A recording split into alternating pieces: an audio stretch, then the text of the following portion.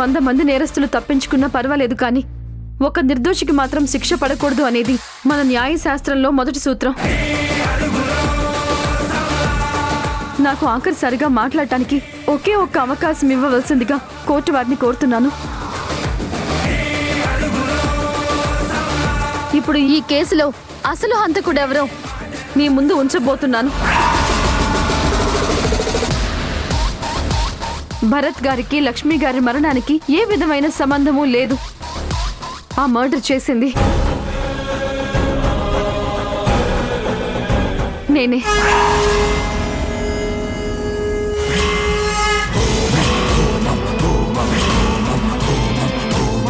అవోయి చందమామ సోమవారం నుంచి శనివారం వరకు రాత్రి 7 గంటలకు మీ ఈటీవీలో.